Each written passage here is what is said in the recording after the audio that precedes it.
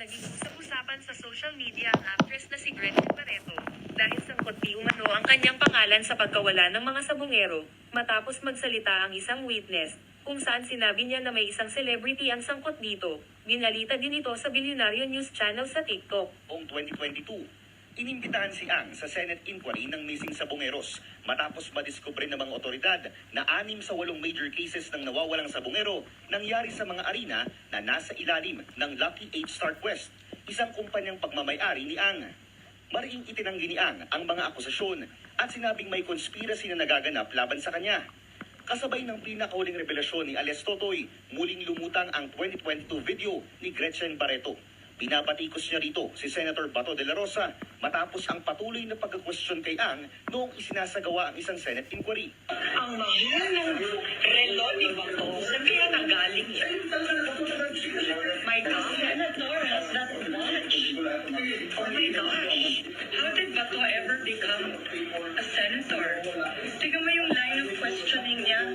Kailangan talaga lawyer ang mga nakaupo. Wala mang naging public confirmation, matatanda ang ilang beses nang naling si Ang at si Barreto dahil maraming beses silang nakikitang magkasama sa publiko. Sinubukan ng Bilyonaryo News Channel na kunin ang panig ni Ang at Barreto pero wala pa itong sagot sa ngayon. Para sa agenda, Ano bang issue tungkol sa mga sabongero?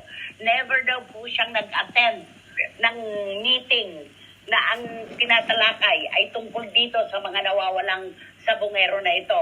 Hindi po siya nag-ooperate nitong sabungan na ito kaya wala siyang kinalaman dito.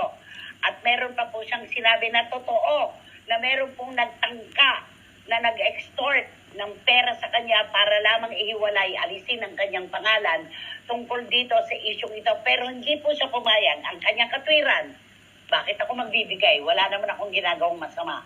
Wala naman akong kasalanan. Yun ang sabi niya. Okay, hinihiling po ni Gretchen na Miss Barreto regrets that she is being crucified without basis and has become the subject of unsavory speculations based on rumor. Miss Barreto understands napakahaba po nito.